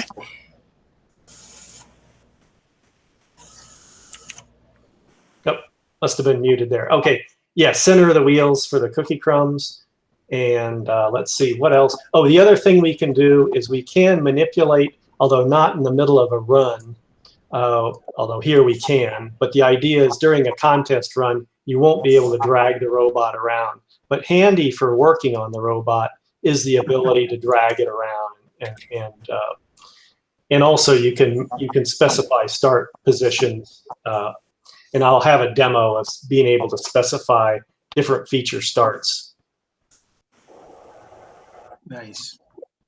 So that's the deal, and it's just about ready to go, just about ready to launch, I'd say.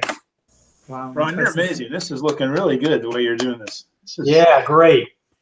Well, I'm looking forward to actually spending some time writing some controller code. Oh my goodness! Now that I've got all this stuff done, and it's been a little bit dogatious, but anyway, I'm hoping that that the documentation will be helpful, and of course the demos.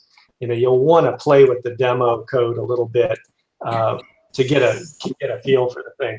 But I have created, and I don't have it up today. Next week I'll put it up.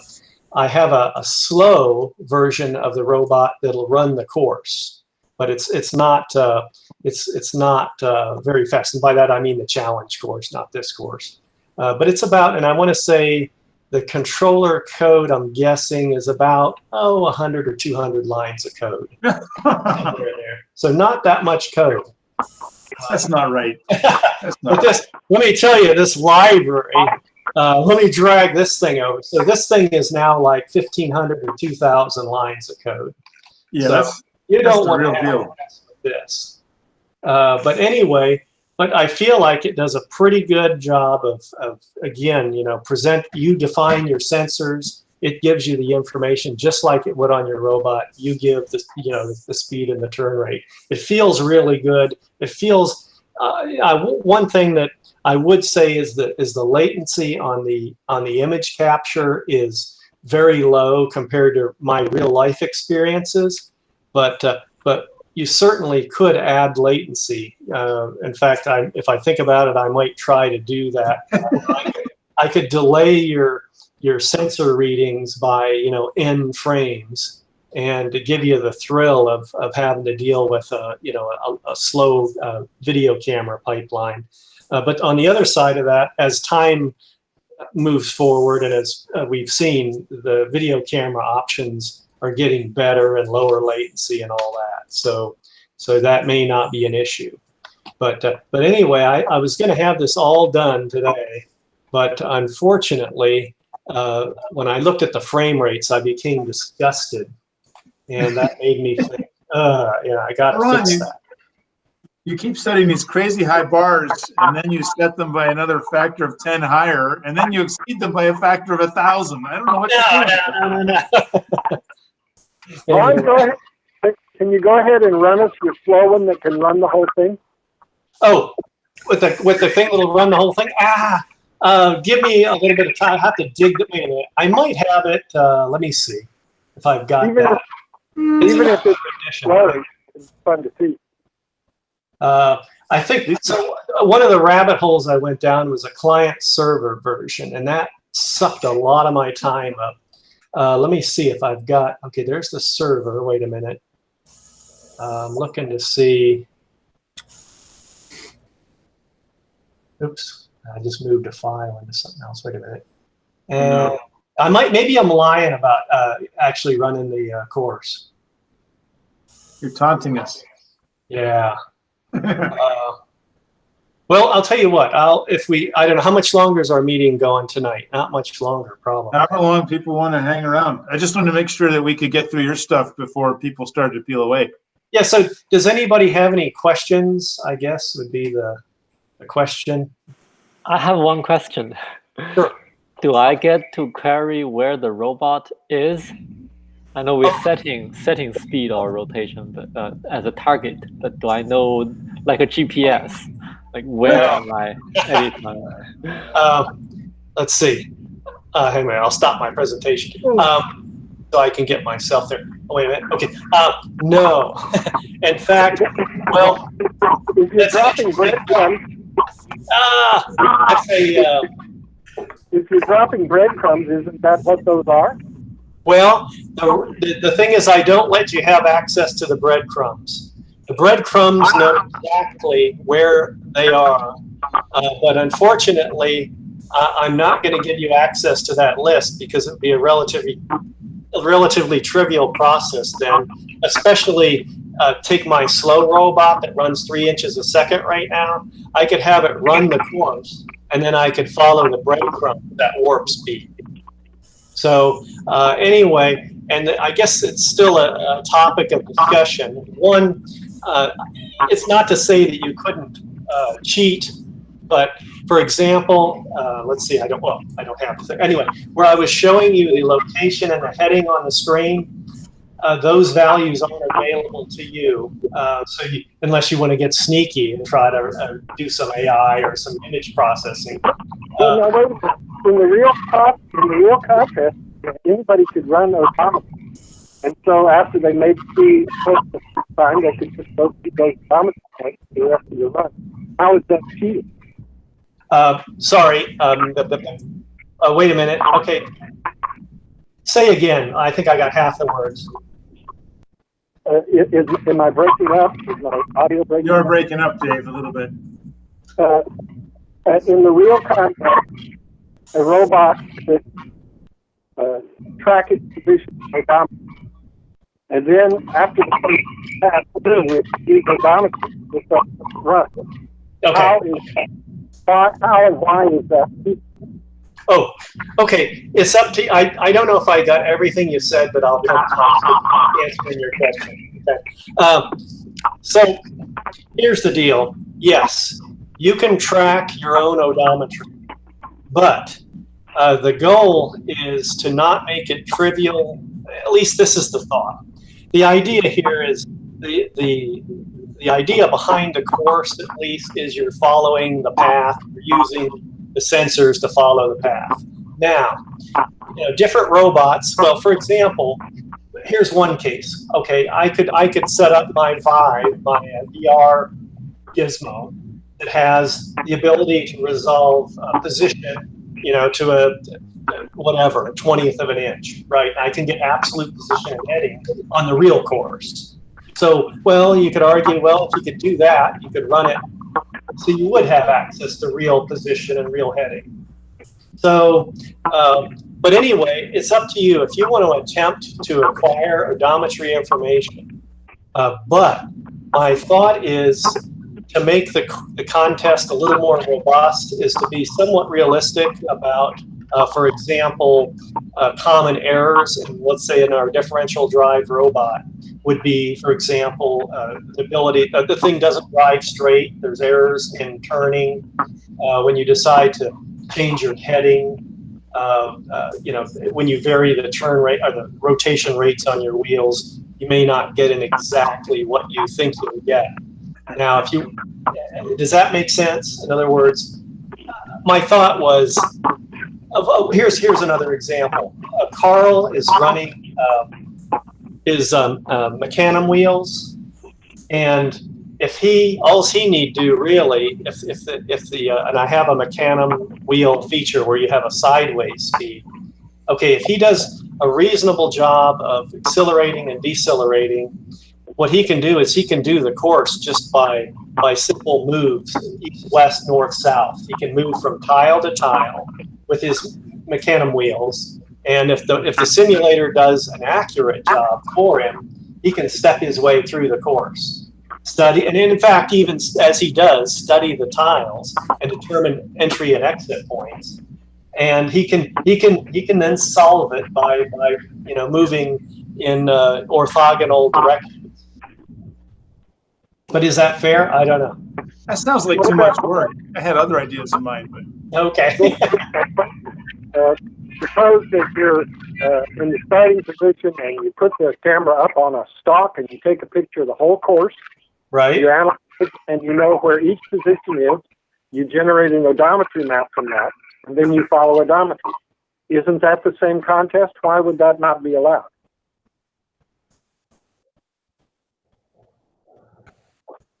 I think it's a philosophical question. I mean, Ron, just share the API so I can get the X, Y, and rotation. All right. It's a state. Thanks, you may remember that one of my constant whines is that contest designers have already decided how the contest should be accomplished. Yeah. And when we consider a different mode, that's always called cheating. Yeah. Well, I wouldn't say I agree. You're just tuning it to the person who can cheat the best. There you go. But at the end of the day, right? So we have this written set of rules that was based in the physical world, right? And very much Doug drove that, and we have it the way it's written. And then we have our own ideas about what we should be able to do. And then we have the environment that Ron's written, which is really cool. And I would propose that we just let Ron finish what he's doing and get it out there. And then that will be the contest rules that we run with until we decide we need to change it. I have a suggestion, actually. I've got an idea that comes out of what I've just seen from Ron. Is I think what we could do next year is implement GPS and change the white and black background to a Google map, and then we'd actually navigate the streets of Chicago. There you go. Here you go. How to get from here to here in Chicago. Hey, Dave. So we need the processing to Google Maps Street View interface. Exactly. There you go. Okay. Ron, you have your assignments now, Ron. Oh, what's that? You have your assignment. But that's next year, not this fall. No, I'm about to retire. This is becoming too much like a job. But it is an interesting thing in that you're not restricted. Yeah, like Dave was talking about. I guess you could take a picture of the course, and you're not restricted, I suppose, from. Let's just say that the course was dynamically generated, which that is quite possible. Since we have tools that can dynamically generate courses now, because somebody I think wrote them. I think. Anyway, but I guess that doesn't stop a contestant from snapping an image of the course on his screen and then adding the extra functionality into his sketch. So anyway, but yeah, just to answer the question, sorry, at least the thought was.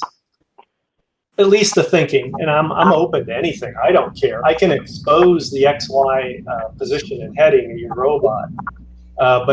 And certainly maybe the thing to do too is even if we say in the contest that's not allowed, let's say that when we're not in contest mode, you can experiment with having access to those values. And the other thing that I think can be handy, and I've used on the challenge course, in fact, I'll have to fix this so that my robot will run, and that is some local odometry where you can where you can find out a relative position from a recent point. But I don't know too many people who can run a whole contest like this and have accurate odometry. I think I could maybe do about 3 or 4 tiles. Now, it's not to say that you could write some calibrating routines when you run this course. And in fact, I guess if you're clever, you could probably detect the tile borders as they're displayed. I believe the sensor would detect those. Here's the question: when and where do we get our hands on the code? Okay. Well, we'll see whether I have to. I might be able to upload this to processing, their website, but if not, what it'll be is it'll just be a zip that you'll unzip and put in your library subfolder. I'll have instructions of processing. And currently, I've only tested this with processing 3.4. I'll test it against the most recent distribution. I don't know what that is, 3.5 something, 3.6. But it should run on either distribution. I just thought, today, I mean, just up until 7 o'clock or whatever, 7:30, whenever this meeting started, I was just getting the code up and running that would allow me to drag the robot around and so forth. I've broken that code and so forth. But I think you'll find that the fast frame rate capabilities are just so nice compared to the bogging trash that it was this morning. So it's worth it, but I'm not stringing you out for much longer here. I promise. I didn't want to address anything. You're saying just like IBM that you'll love it when you get it, but we're not telling you when you're going to get it.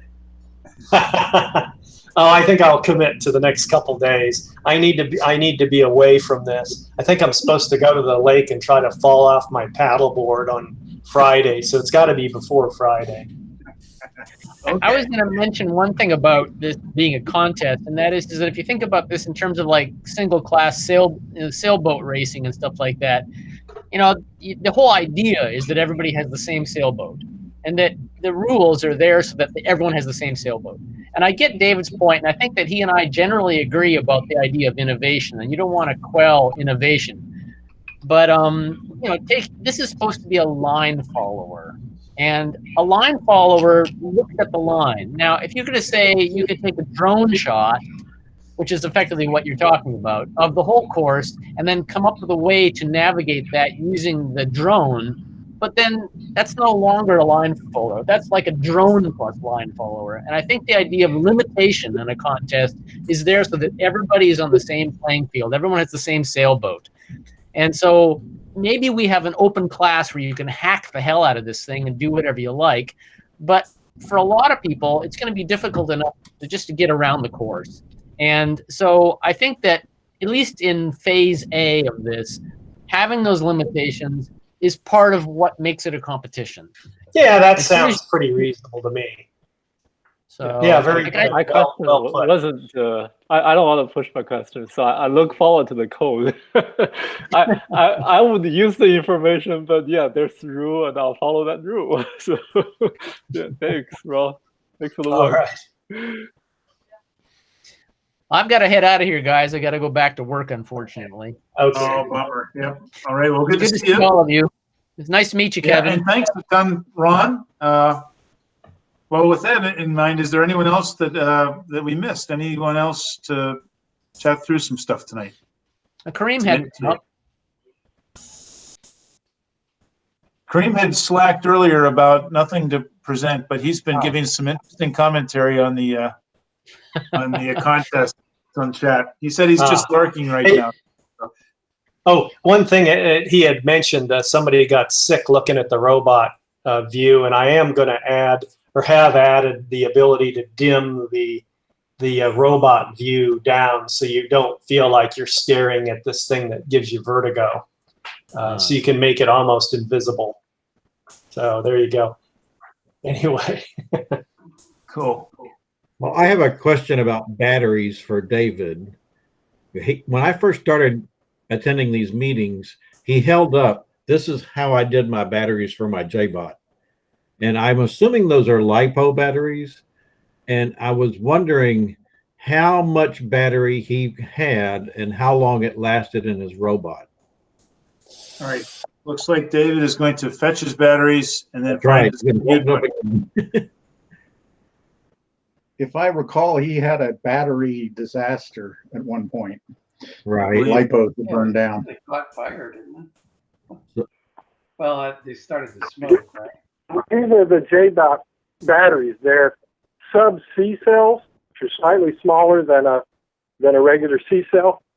And 10 of them in each pack. So this is two 12-volt packs, and I hooked those together so I have a single 24-volt pack. These are nickel metal hydride battery packs. And JBot, believe it or not, that enormous outdoor robot draws on average 300 milliamps. And Really? I can run for 5 or 6 hours on these batteries. Wow. When the robot's going in a straight line, it doesn't draw much power at all. But since it does skid steering, when it does the skid steering, suddenly, and I actually have graphs of these things, I sent one of these to Carl one time, and he'd never seen it before. If you guys have never played with one, you should look up Eagle Tree. Eagle Tree makes these wonderful little tiny data loggers, and you just stick it between the battery pack and the robot, and it gives you all kinds of useful information. And it has other inputs besides just voltage and current. So I had generated some of those, and that's where I came up with that number. But when the thing is trying to rotate, it go up to 4 or 5 amps when it's turning in place, especially. Not necessarily when it's driving in an arc. So really the battery consumption depends on how much maneuvering you're doing, how much is going in straight lines versus how much you're trying to spin in place on gravel or heavy lawn or something like that. But on average, I can run 4 or 5 hours on one of those. Those are, let's see, I think those are, I'm blanking out, but I think they were 2,500 milliamp hours. Let me see if it says. No, these are 5,000 milliamp hours. So, how much is the cost?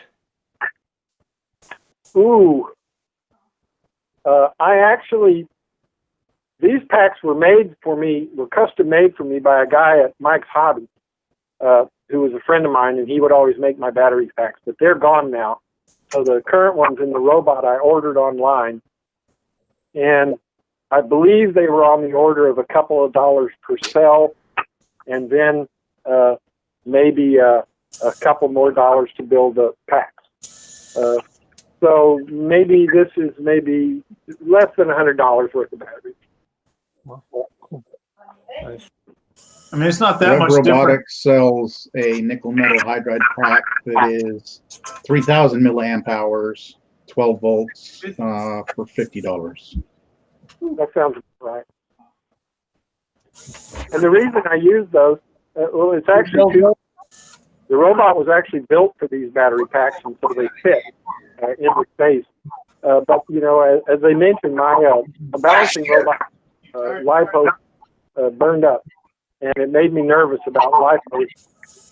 The batteries that I use now that are LiPos, I remove them when I'm charging. These are bolted down inside the robot, so they can't really be removed. And the second reason is that, believe it or not, it's the fact that they're heavier, that LiPos work to your advantage, because it increases the traction of the robot. The robot having a little bit of weight is a good thing, because it gives you more traction. Thanks. Doug, did that help? That did. Thank you very much. I went driving around Big Bend this last week. That's why I missed the last meeting. And I was thinking, why couldn't that J-Bot be riding around in them bushes out there? And then I got to thinking, well, how long would it last? That's what made me ask the question. I used to take it in my car with me everywhere. We drove up to Colorado, went through New Mexico, and on the coming out of Taos. It's just this beautiful landscape. I said, let's just stop and run it here. You know, point back up the mountain, see how well it does. It's a target of opportunity. Yeah. So could you double your runtime by just putting in parallel the two sets of batteries so it's still 24 volts, but now it's got more milliamps? Well, the motors that I have are 24 volt motors. That's why I needed the 24 volt. My Right. general, I can't say this with any. My general observation has been that when you go to higher voltage, for the same amount of power, you need less current, and therefore your MOSFETs and everything else are running at lower currents, and that works better. Higher voltage. Almost all the industrial motors are 24 volts, and so the answer is yes. In fact, on my helicopters, you can see back up here over my shoulder, they use 40 volt LiPo pack, and they deliver about 150 amps for 5 minutes. Let me grab one of those. But Doug, yeah, basically the amp hours is literally your time. Right. So he's got two 12 volt packs that he's putting in series to make 24 volts. So if he took two of the 24 volt packs and put them in parallel, they'd still be 24 volts. You just have more battery in them. You'd have more amp hours. You'd be doubling your time. I don't know if you can tell, this is two 4,000 milliamp hour LiPo packs. And I don't know if you can see here where how's that help? Where they are connected in series. So I charge them in parallel, but they're connected in series. And so that's a 40 volt pack, 4,000 milliamp hour 40 volt pack. So one way of looking at that is that this can deliver 4 amps at 40 volts for an hour. But that's not how we use them. We use them to deliver 50 or 200 amps for 5 or 10 minutes. And I have a lot of these. Because if you want to go flying, you got to fly for longer than 5 or 10 minutes.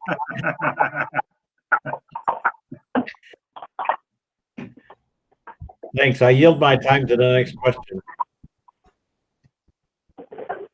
So do we have any more questions? And there you have your explosive charges for your garage, right?